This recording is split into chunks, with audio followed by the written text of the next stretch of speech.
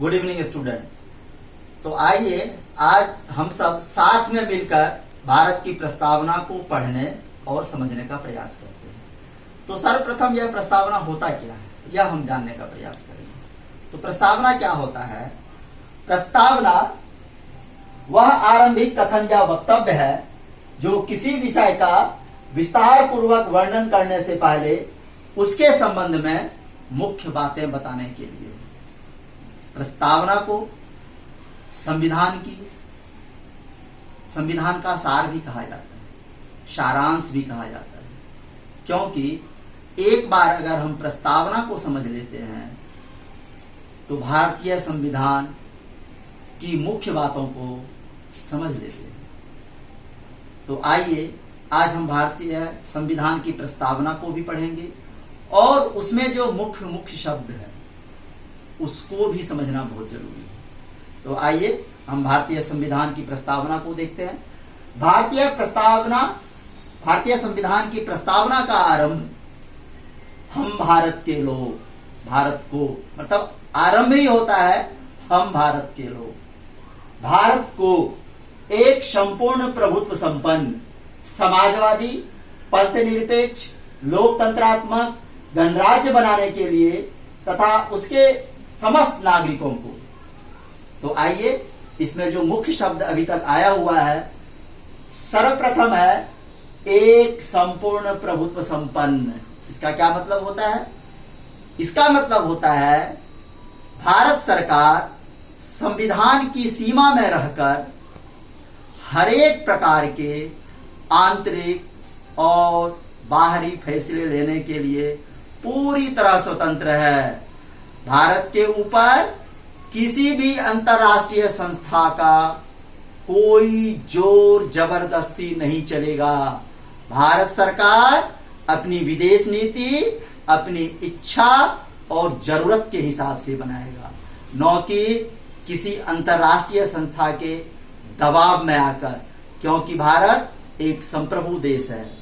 लेकिन यहीं पर कुछ आलोचक भारतीय संविधान की आलोचना करते हैं। क्या आलोचना करते हैं?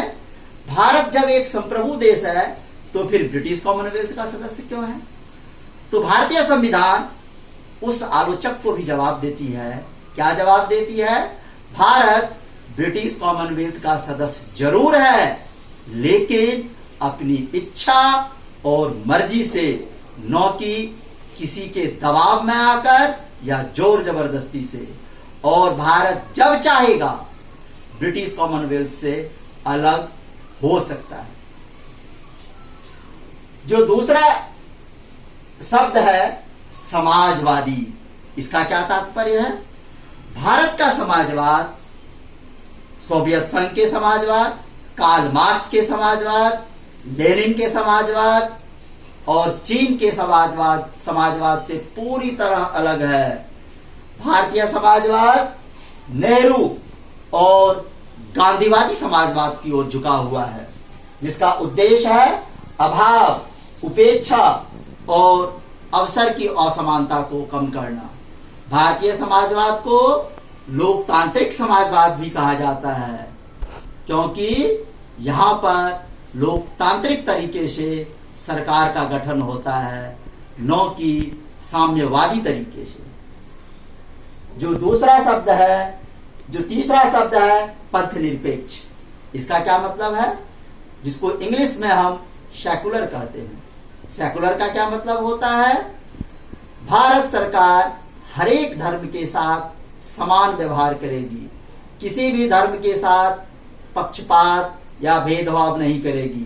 भारत सरकार का अपना कोई धर्म नहीं होगा और हर एक व्यक्ति को अपनी इच्छा के अनुसार, अपनी मर्जी के अनुसार धर्म मानने या न मानने की पूरी स्वतंत्रता है।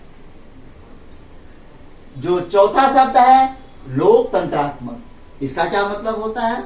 इसका मतलब होता है भारत में चाहे वह पंचायत के सदस्य हो या प्रधानमंत्री, राष्ट्रपति, लोकसभा के सदस्य, विधानसभा के सदस्य, सबका चयन जनता के द्वारा होता है। उसके बाद जो शब्द है गणराज्य, इसका क्या मतलब है? यहां पर राजा का बेटा राजा नहीं होता है, बल्कि यहां पर राजा वह होता है जिसे जनता चुनती है। हालांकि हमारे यहाँ राष्ट्रपति प्रत्यक्ष रूप से जनता द्वारा नहीं चुना जाता है, लेकिन जनता के द्वारा चुने हुए प्रतिनिधियों के द्वारा राष्ट्रपति का चयन होता है। उसके बाद जो शब्द है सामाजिक, आर्थिक और राजनीतिक न्याय, विचार, अभिव्यक्ति, विश्वास, धर्म और उपासना की स्वतंत्रता, प्रतिष्ठा और अवसर की क्षमता प्राप्त करने के लिए तथा उन सब में व्यक्ति की गरिमा और राष्ट्र की एकता एवं अखंडता सुनिश्चित करने वाली बंधुता बढ़ाने के लिए दृढ़ संकल्पित होकर अपनी इस संविधान सभा में आज तारीख 26 नवंबर 1949 ईस्वी मिति मार्ग शीर्ष शुक्ल सप्तमी संवत 2006 विक्रमी को एतद द्वारा इस संविधान को अंगीकृत, अधिनियमित और आत्मर्पित करते हैं। तो आइए अब यहां पर हम समझते हैं, 3 तरह के न्याय की बात की गई है, सामाजिक, आर्थिक और राजनीतिक न्याय। सामाजिक न्याय का क्या तात्पर्य होता है? अर्थात भारत में जाति, धर्म, लिंग इत्यादि के आधार पर भारत की जनता के साथ समान व्यवहार किया जाएगा। इस आधार पर जाति, धर्म, लिंग इत्यादि के आधार पर कोई भेदभाव नहीं किया जाएगा। उसके बाद है आर्थिक न्याय। इसका क्या तात्पर्य है? इसका तात्पर्य है आर्थिक असमानता को दूर करने का प्रयास किया जाएगा और जो भी संसाधन हमारे देश में उपलब्ध है उसे जनता में अंतिम व्यक्ति तक पहुंचाने का प्रयास किया जाएगा। राजनीतिक न्याय अर्थात हर एक व्यक्ति को वोट मत देने का अधिकार है और चुनाव लड़ने का भी अधिकार है। इस आधार पर कोई भेदभाव नहीं है। 18 वर्ष से ऊपर का कोई भी व्यक्ति मतदान कर सकता है और 25 वर्ष से ऊपर का कोई भी व्यक्ति लोकसभा का चुनाव लड़ सकता है या फिर राष्ट्रपति, उपराष्ट्रपति या अन्य पदों के लिए जो उम्र की सीमा निर्धारित है उस सीमा के बाद कोई भी व्यक्ति चुनाव लड़ सकता है। जाति, धर्म, लिंग इत्यादि के आधार पर कोई भेदभाव नहीं किया गया है। उसके बाद जो शब्द है विचार, अभिव्यक्ति, विश्वास, धर्म और उपासना की स्वतंत्रता। भारत में स्वतंत्रता की बात की गई है। स्वतंत्रता का तात्पर्य किस तरह की, कौन कौन सी स्वतंत्रता मिली हुई है? विचार, अभिव्यक्ति, विश्वास, धर्म और उपासना की स्वतंत्रता। और 2 प्रकार की क्षमता की बात की गई है, प्रतिष्ठा और अवसर की क्षमता प्राप्त कराने के लिए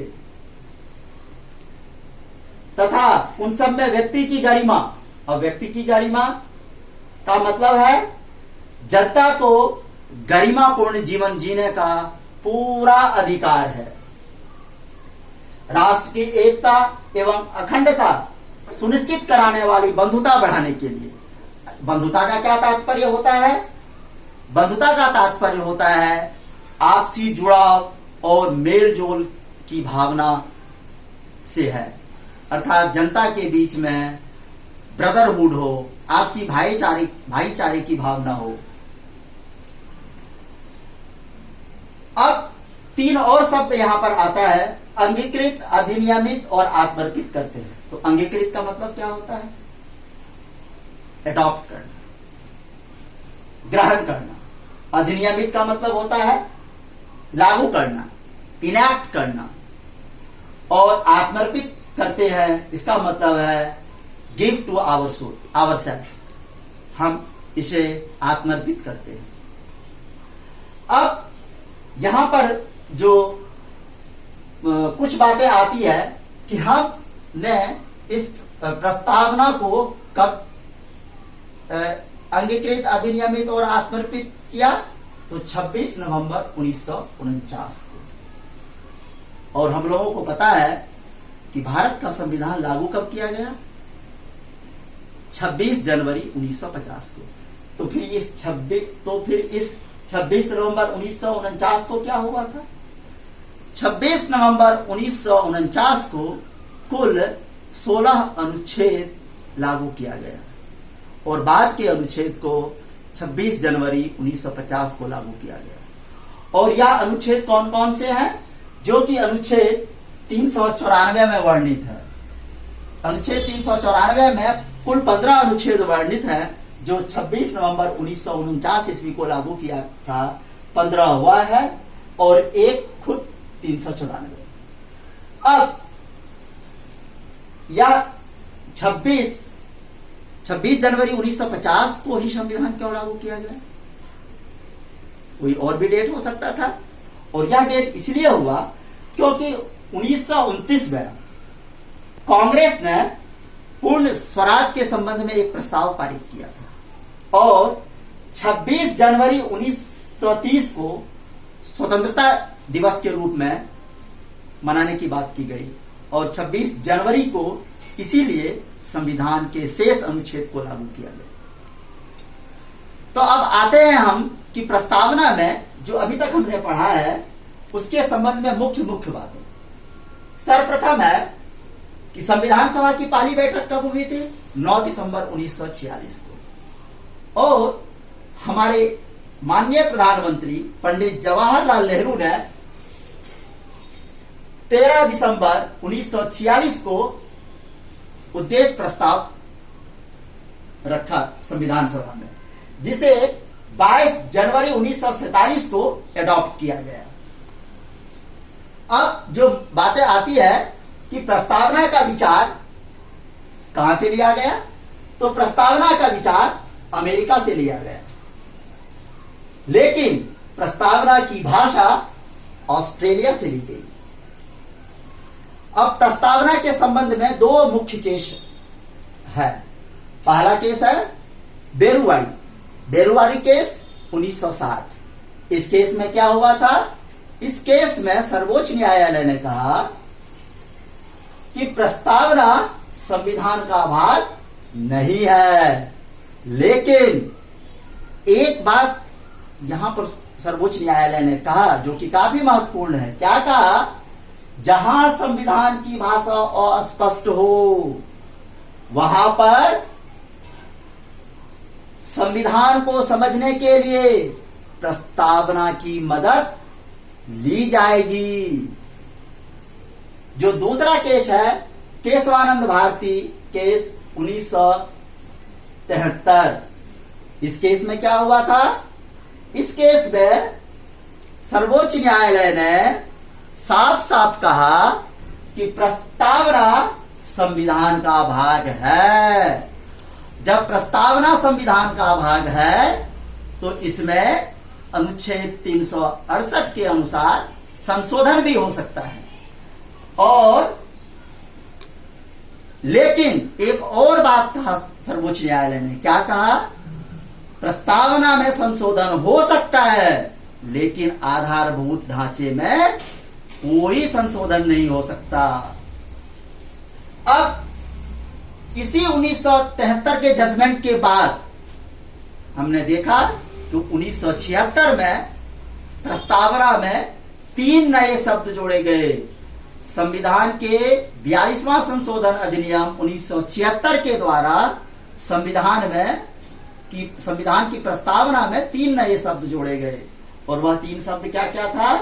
समाजवादी, पंथ निरपेक्ष और अखंडता शब्द। उसके बाद आता है कि प्रस्तावना में कितने प्रकार की समता की बात की गई है। तो 2 प्रकार की समता की बात की गई है। एक है प्रतिष्ठा और दूसरा है अवसर की क्षमता। प्रस्तावना में भारत शब्द कितने बार प्रयोग किया गया है? तो 2 बार। हम भारत के लोग भारत को, तो 2 बार भारत शब्द प्रयोग किया गया है। तीसरा स्वतंत्रता, कितने प्रकार के स्वतंत्रता की बात की गई है? तो 5 प्रकार के स्वतंत्रता की बात की गई है। कौन कौन? विचार, अभिव्यक्ति, विश्वास, धर्म और उपासना की स्वतंत्रता। कितने प्रकार के न्याय की बात की गई है? तो 3 प्रकार की, सामाजिक, आर्थिक और राजनीतिक।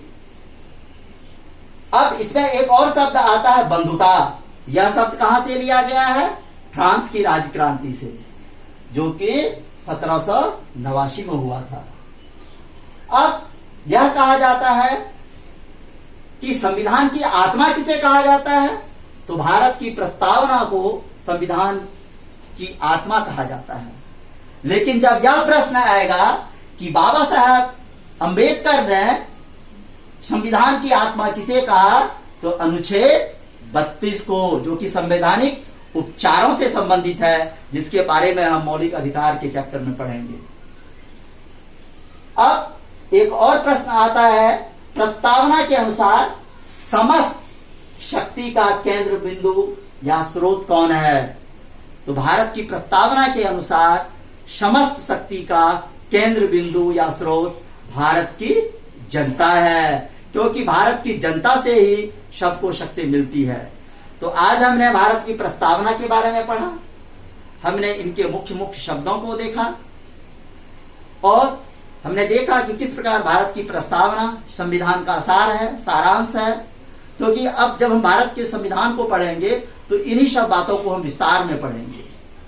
अब हम अगले वीडियो में हम लोग पढ़ने वाले हैं संविधान सभा का गठन कैसे किया गया था, कौन कौन से लोग थे, कितने सदस्य थे, पाकिस्तान के विभाजन के बाद कितने सदस्य रह गए, उद्देश्य प्रस्ताव में क्या क्या बातें थी। इन सब बातों को हम संविधान सभा की संरचना और उसके गठन में पढ़ेंगे। तो आज इतना ही। आप हमारी इस वीडियो को ज्यादा से ज्यादा लोगों तक शेयर कीजिए, सब्सक्राइब जरूर कीजिए, बेल आइकन को जरूर दबाइए और हम आपसे विनम्र निवेदन करते हैं कि आप 24 घंटे आप किसी कोचिंग इंस्टीट्यूट में पढ़िए, किसी विश्वविद्यालय में पढ़िए, सिर्फ 15 से 20 मिनट सिर्फ हमें दे दीजिए और मैं आपसे वादा करता हूं भारत के संविधान में से एक भी प्रश्न आपका गलत नहीं होगा, क्योंकि मैं जो भी मटेरियल आपको दूंगा बिल्कुल ऑथेंटिक दूंगा, इसका कोई काट नहीं होगा।